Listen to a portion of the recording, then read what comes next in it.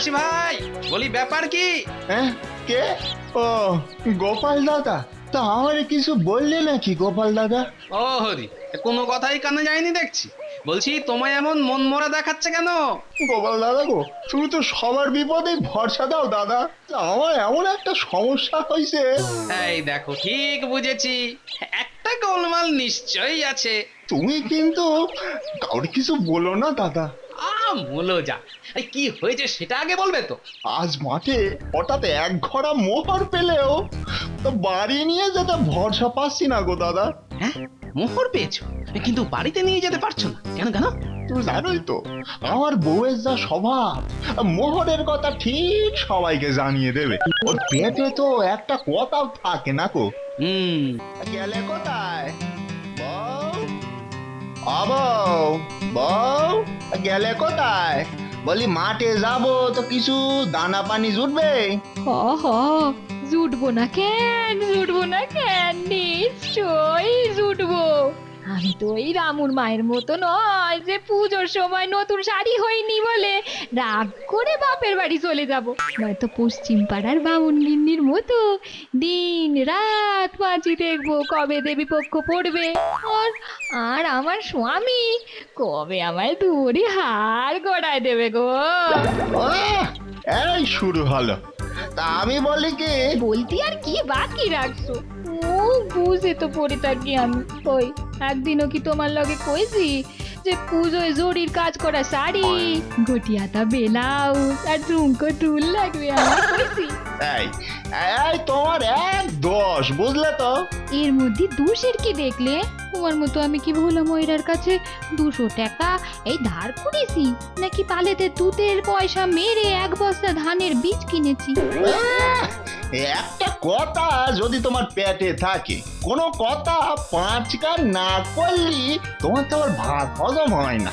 বলি কিছু খেতে দেবে না এমনি চলে যাবো। ও মরণ দশা আমার, খেতে দাও বলে সারা পাড়া মাথায় তুললে দেখছি। দূর দূর দূর। দূর তোর নিকুচি করেছি আমার খাবার। এই চললুম।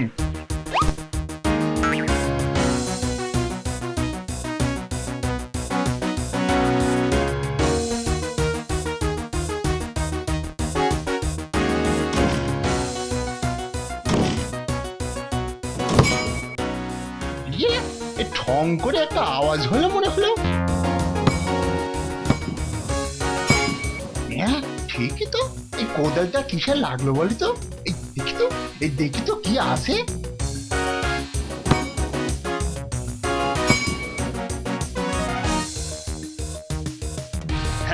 গোপাল, তুমি যেন কি একটা প্রস্তাব দেবে বলছিলে।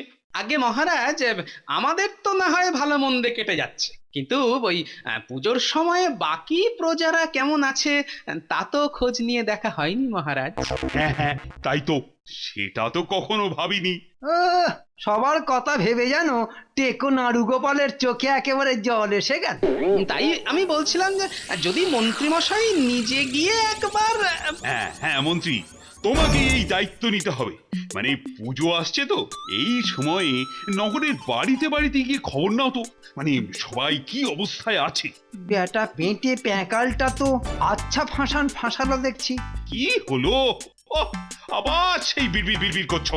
না মানে আমি ভাবছিলাম সামনে পুজোর এত দায়িত্ব, সব দিকেই তো নজর দিতে হবে, তাই। তাই এটা না করলেও চলবে? না না, তা কেন দায়িত্বটা যদি সেনাপতিকে দেয়া যেত, আর আমি তো পাশে থাকবোই। ওরে বেটা, কি ধান্দাবাজ রে! হ্যাঁ, আমাকে গাছে তুলে নিজের কেটে পড়ার ধান্দা। হ্যাঁ, বেশ, তবে তাই করো।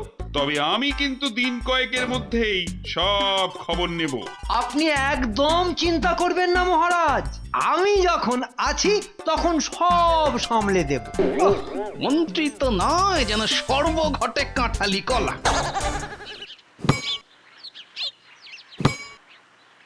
ইয়ে, এসে দেখছি ঘোড়া ভর্তি মোহর গো।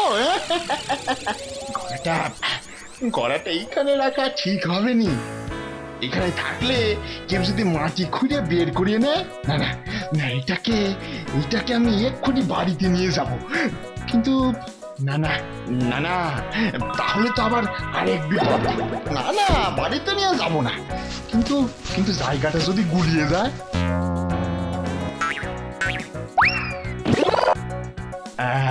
ব্যাস ব্যাস ব্যাস, আর গুলোবে না।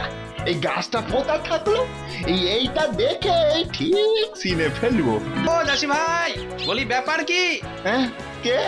ও, গোপাল দাদা। তা আমার কিছু বললে নাকি গোপাল দাদা? ও হরি, কোনো কথাই কানে যায়নি দেখছি। বলছি তোমায় এমন মন মরা দেখাচ্ছে কেন?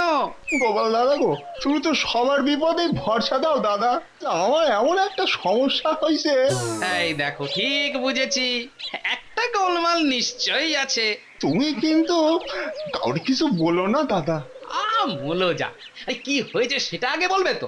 আজ মাঠে হঠাৎ এক ঘোড়া মোহর পেলেও তো বাড়ি নিয়ে যেতে ভরসা পাচ্ছি না গো দাদা। হ্যাঁ, মোহর পেয়েছো, কিন্তু বাড়িতে নিয়ে যেতে পারছো না কেন? কেন? তুমি জানোই তো আমার বউয়ের যা স্বভাব, মোহরের কথা ঠিক সবাইকে জানিয়ে দেবে। ওর পেটে তো একটা কথাও থাকে না গো। তবে আমার কথা মতো চললে তুমি নিশ্চিন্তে মোহরের কথা বউকে জানাতে পারবে, বুঝলে? হ্যাঁ, তাই নাকি? তবে তো। হ্যাঁ, তবে তার জন্য যে কিছু ওই জোগাড় যন্ত্র করতে হবে, আর সেই জন্য যে কিছু খরচা করতে হবে। যা বাবা, জোগাড় তো খরচ তো আমি তো কিছুই বুঝতে পারতেছি নি গো দাদা। গোপাল দাদা, তুমি কি করতে চাইতেছো একটু বলো তো। ওই যে বললাম, শুধু বললে হবে, খরচা আছে। একটু বলো তো খলসা করে।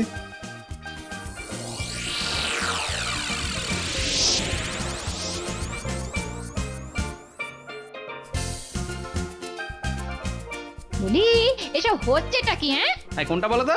এই যে এই কালিদাসের মতো খসখস খসখস করে কি সব ছাই ভাষ্য লিখতে বসলে বলো তো? হ্যাঁ? ও এটা, ও কিছু না। তাই এরকম করে গ্যাঁট হয়ে না বসে থেকে কিছু কাজ করলে তো চারটি রোজগার হতো। হ্যাঁ, এই যে গোপাল দাদা, ওই তোমার খরচপত্র বাবদ এই 50টা টাকা রাখ। ব্যাস ব্যাস ব্যাস, ঠিক আছে ঠিক আছে। হ্যাঁ, এবার ভালো করে মন দিয়ে শোনো। সব শেষে খালি এই লেখাটা একবার পড়ে ফেলবে। হ্যাঁ, তাইলে ছটফট বাড়ি যাই। দুর্গা দুর্গা, কি গিন্নি, দেখলে তো কেমন বাড়ি বয়ে টাকা এলো? হ্যাঁ? কিন্তু আমি তো কিচ্ছু বুঝতে পারছি না। আরে সবকিছু বোঝারই বা দরকার কি? কিন্তু তুমি চললে কোথায়? এই আমাকে যে এক্ষুনি বাজারে যেতে হবে, আর গুলটে আর ন্যাপলাকে একটা খবর দিতে হবে। এখন বাজার? পুরোটা যে মনে মনে কি ভেবে রেখেছে কে জানে। ও বউ, আজ একটা কাণ্ড হয়েছে না? হ্যাঁ গা, কি কাণ্ড গা, কোনো গোপন কথা নাকি গা? আজ আমার সঙ্গে এক সাধু বাবার দেখা হয়েছে। এই কথা? দূর দূর দূর দূর, আমি ভাবলাম কি নাকি।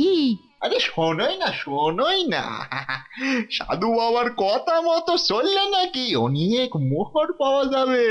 হ্যাঁ? বলো কি গা, মোহর? হ্যাঁ, মোহর। বলো না গো, বলো না। সাধু বাবা আর কি বলছে তোমারে? বলো বলো বলো। এই তো আমি একেবারে লিখে এনেছিলাম, কত গোমুখ নাকি তোর মতো।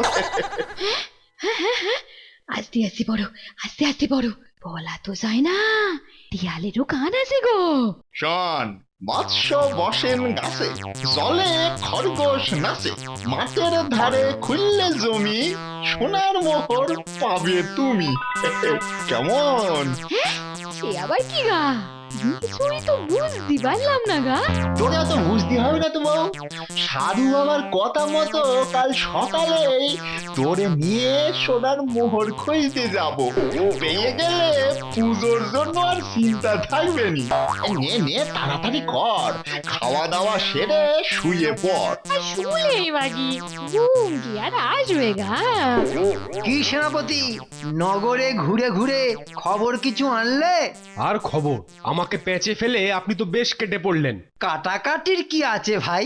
হ্যাঁ, তুমি কি পটল না কুমড়ো, হ্যাঁ, যে কেটে তরকারি রাঁধবো? সে আপনি কি করবেন তা আমি কি জানি, কিন্তু এদিকে যে আমার কারবারে কেরোসিন।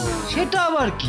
আমাকে দেখলেই তো সবাই চিনে ফেলছে, ভেতরের খবর বার করব কি করে? ও, এই ব্যাপার। যেন মনে হচ্ছে কোনো ব্যাপারই নয়। শোনো তবে মুশকিল আসান, ছদ্মবেশে যাও যেখান সেখান।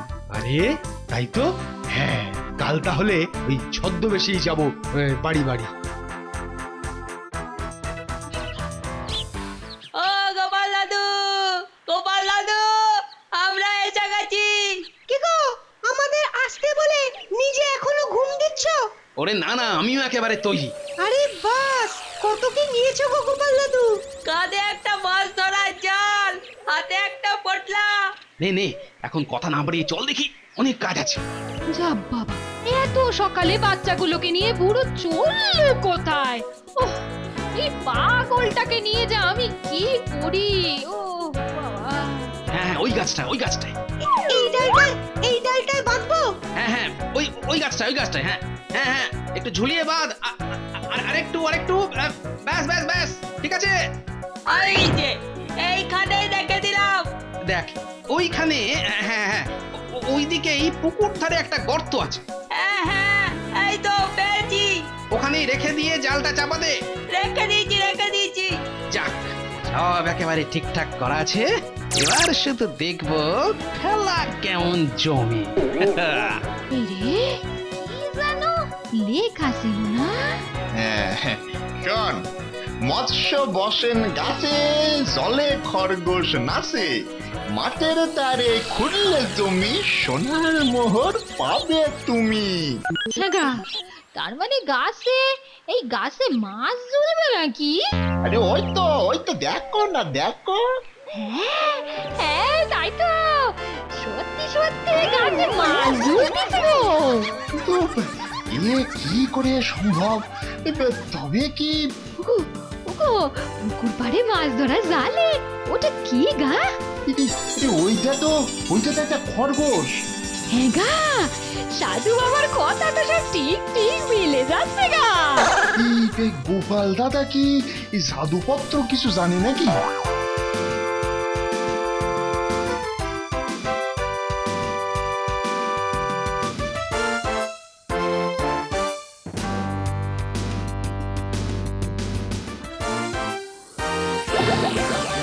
হ্যাঁ গা, এই কি এমন বিড়বিড় করতিছো? না, এই মনে মনে ঠিক করতেছিলাম যে মাঠে ঠিক কোনখানটায় খুঁড়বো। তা কি ঠিক করলে? এইখানটাই খুঁড়ি, বুঝলি তো? এইটাই পেয়েছি। তো মোহর ভর্তি ঘোড়া পেয়েছি রে, মোহর ভর্তি ঘোড়া পেয়েছি। আরে, এ তো সত্যিকারের মোহর গা। কিন্তু সাবধান, এই কথা যেন 5 কান না হয় বউ। না না না না, ও তুই নিশ্চিন্তে থাকো গা, আমি মরে গেলিও এ কথা কাউকে বলবো নি। গিন্নিমা, ও গিন্নিমা, দুধ নিয়ে যাও। হ্যাঁ হ্যাঁ, দাও দাও, আর কদিনই বা দেবে গা? কেন গো মা, আর কি দুধ নেবে না? না না, এবার তো আমরা নিজেরাই গরু কিনবো গা। অত মরেছে, এক্ষুনি না থামালে সব ফাঁস হয়ে যাবে গো। ও থাক, আজ আর মধু দিতে হবে নি রে, তুই শুধু রুটি দে।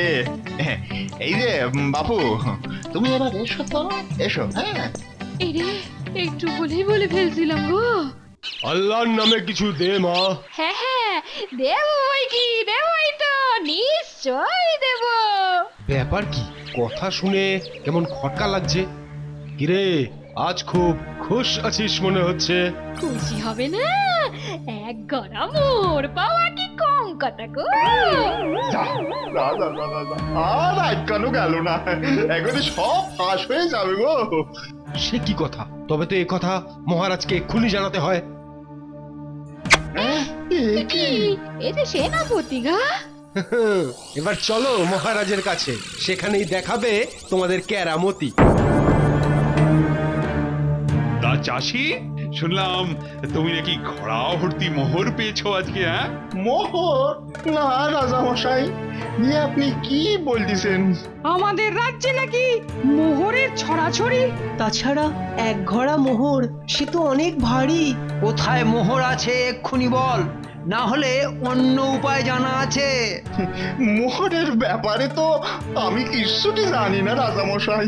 মহারাজ এই বেটা চাষি কিছু বলবে না, তার থেকে বড় ওর বউকে জিজ্ঞাসা করা। হ্যাঁ মহারাজ, ওর বই তো আমাকে ওই মোহরের কথা বলেছে। হ্যাঁ হ্যাঁ হ্যাঁ, এই তুমি বলো তো, তুমি বলো তো, এই মানে মোহর কোথা থেকে পেলে? এই রে, শেষে গোপালের মনে এই ছিল। হ্যাঁ, আমার সব মনে আছে গা।